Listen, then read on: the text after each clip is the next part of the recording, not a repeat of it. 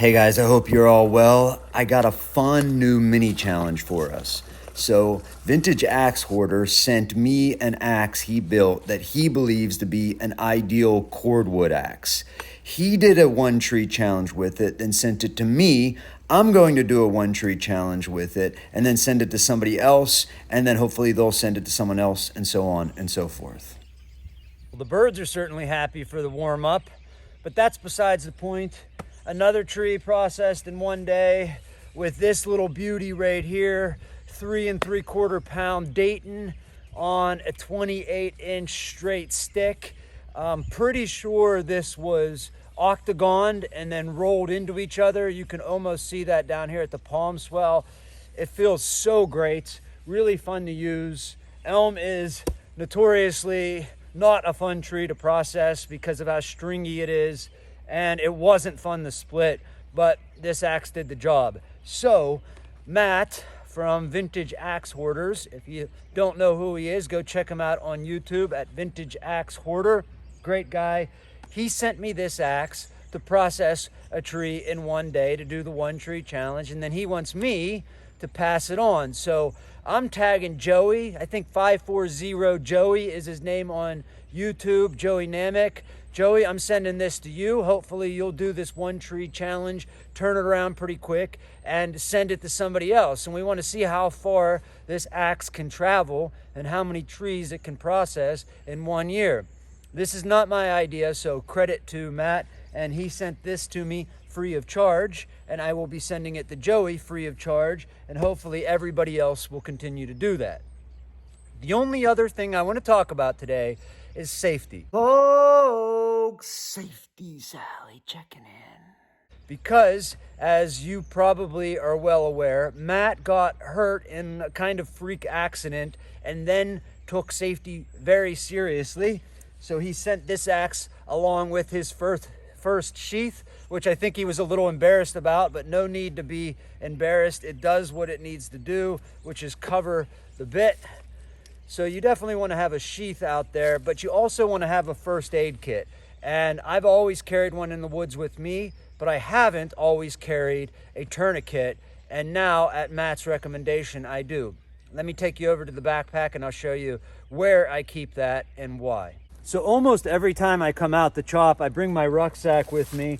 And when I get there, I undo this strap because this is where my first aid kit is. Right on the outside here, I keep basically a glorified Band-Aid kit. If you're interested in what I keep in this, I'll link a Safety Sally video in the description, but basically a glorified Band-Aid kit with the most important thing for chopping being this advanced gauze, advanced clotting gauze, which is military grade. And I keep that right in the back there with some Band-Aids and some other survival stuff, but that's not the thing I wanted to show you. So since Matt got hurt so badly, I decided to go ahead and put a tourniquet in here. Now I have already taken this out and making sure I know how to use it. Specifically, I strapped it on my leg because that's most likely where I'm going to get hit. And I did put a marker in there so that I can write the time that I put this on. I've always been a little torn about tourniquets because it was hotly debated when I was coming up whether or not using one of these without knowing what you were doing would cause more harm, meaning you might lose a leg when you didn't need to. But if you need to slow a bad artery cut, there's really nothing else that's going to do it except a tourniquet. So I keep that right there on the outside, and that's the only thing I keep in that pocket. And I undo the strap when I get to camp. That simple. All right, so this is the elm I'm going to take down. It's got a heavy lean in that direction, so I know where it's going to go. Not the ideal lay, to be honest. I got a lot of blow down over that way and some rot, and I'm on a slight slope, and I'm in an awkward position up against this sugar maple, and I had to take down this other elm in order to get in here. But once I open it up, the back cut should be no problem. So less talking, more chopping. So at the risk of sounding like a broken record, as far as safety is concerned when felling, the two main things that are going to keep you safe is feet placement, which is to say respect that frontal zone, and edge consciousness, which is to say be mindful of every blow and swing as if you're trying to stick it into the tree. It's easy to get in a kind of rhythm and just forget that, and that's when glances often happen. I remember how stringy elm is. So the last elm I chopped was with the Lamica work axe, and if you're interested, I'll link that in the description as well.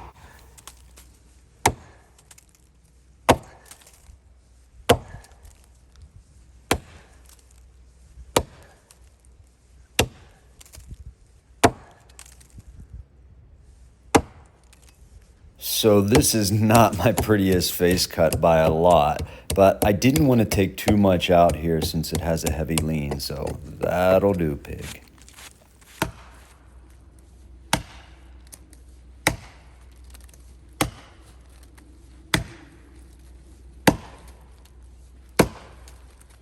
There it goes. That's why you back up. All right. Down.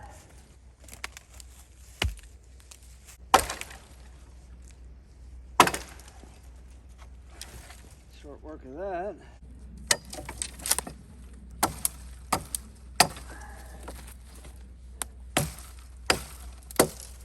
So when I first picked this axe up, I was a little worried that it was a touch heavy for light limbing, but not at all, to be honest.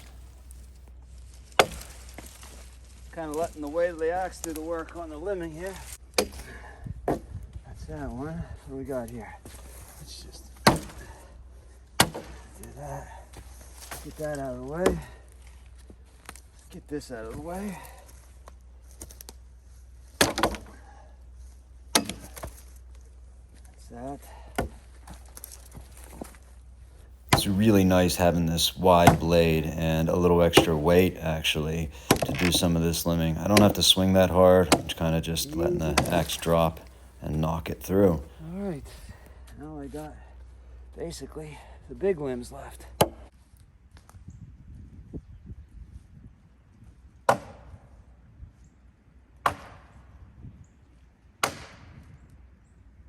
Can I just say again how much I love limbing? It's my favorite part of the process. There's problem solving involved on how to pick the tree apart, and that changes with every tree and with every lay.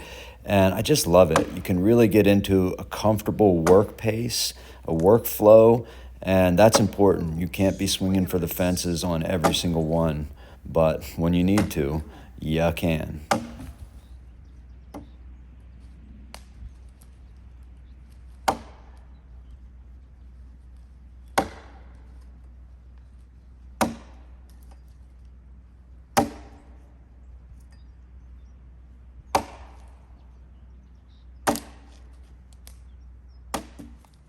So if you saw my winter tree identification video, you know I was wondering out loud what these little shoots that I call suckers that I see in patches on elms are called. And two guys, Kurt and Cody Clapper, told me they're epicormic shoots. And I wondered as well whether or not this was a response to the Dutch elm disease. Could be. They didn't know for sure. I don't know if anybody knows for sure, but it's one easy way to identify elm besides for the spongy bark. All right, let's get this processed. So notice here, I'm using that mix strategy that I spoke on in the latest Grand Forest Brook video, and that's that I'm cheating to the left so I can line my cut up over my nose on my weak side, and I'm swinging over my shoulder on my right side, which is my strong side. It just makes sense here because the ground is so uneven and covered in blowdown.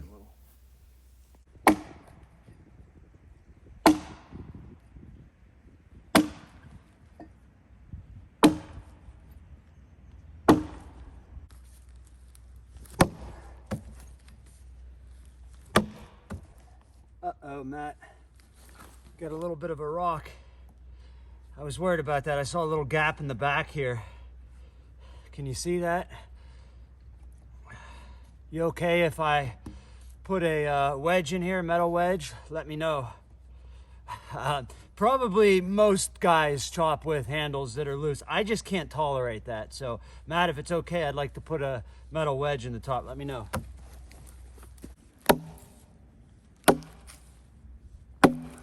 And now that I'm down to some clear ground and on the butt of the tree, I'm back to moving my feet when I chop.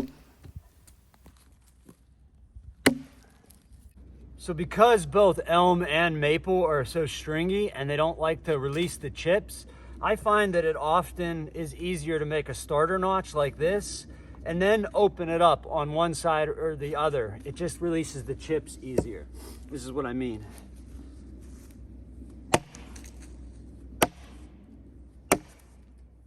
Get stuck less.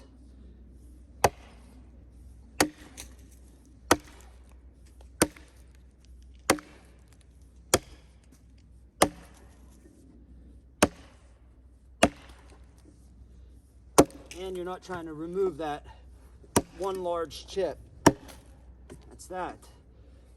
Go from the other side. So I guess what I'm suggesting is you don't want to just practice one style of chopping, because in woodland chopping, as opposed to like chopping in a field, you're going to be forced to use many different strategies in different circumstances. So you should practice them even when you don't have to.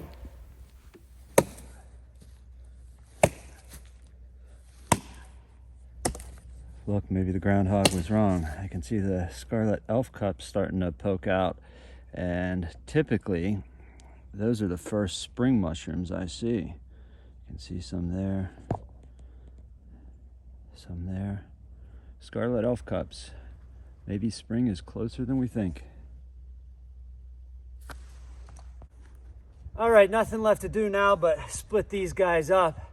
Elm can be notoriously hard to split. I find it about as hard as maple, and that's because it's so stringy. It's not that it's hard, it's just that it doesn't want to pop apart. I hit this 3 times already, and you can see it's still holding on just like maple. But the worst stuff that I ever split, to be honest, is like white pine or spruce, because the knots, the branches run all the way through, and they're riddled with branches, and they run all the way through to the heartwood, and it's just miserable stuff. So in every tree, there's going to be a piece of wood that's just miserable or damn near impossible to split. Like for instance, this one is where the tree turns and has another branch coming out of it. I'm not even gonna bother. I just made this my chopping block, and we're gonna see if we can't get this busted apart. If it's really stringy, just back it up.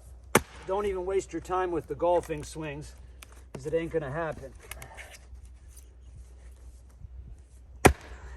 Look at that. Oh, stringy elm. You guys see? That's what people mean when they say elm is hard to split. My granddad always said it was shit firewood, so we never really cut any.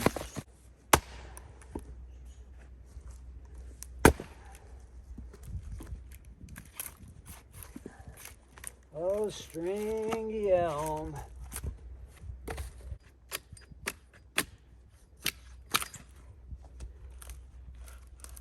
Probably even worse than maple.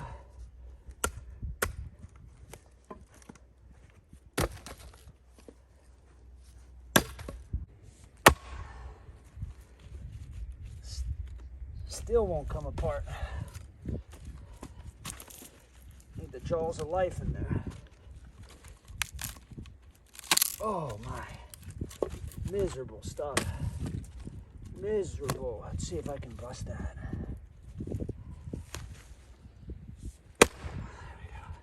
So a little bit about the geometry of this axe. Right now, Matt has this set at a 20-degree convex, and it is chopping quite well.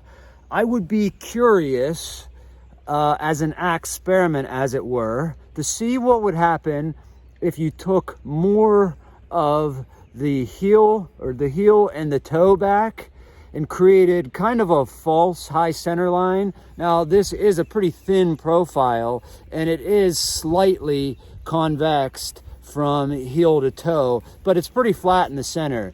So I'd be curious if you made this a bit more acute.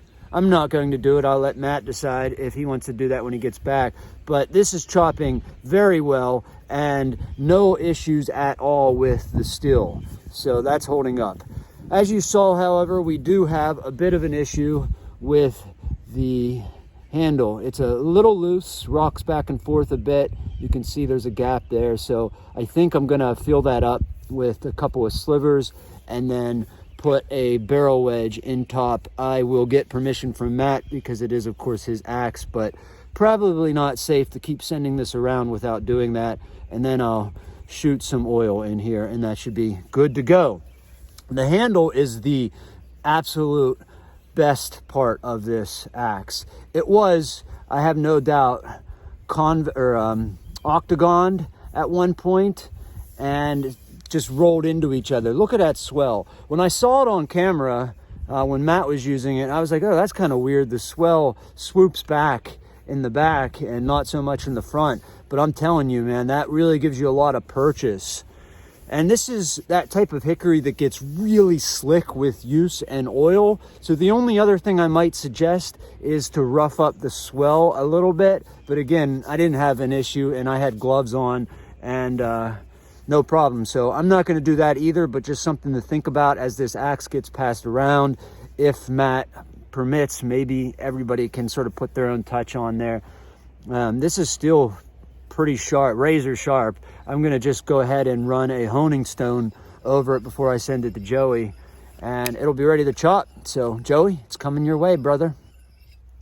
I'll probably run a strop across it a few times before I send it, but that is ready to go. Joey, here it comes. Let's also be kind and rewind. No, I'm just kidding, but let's take care of Matt's axe for him, huh? So give it a little bit of oil before you ship it, just so it doesn't rust in the process.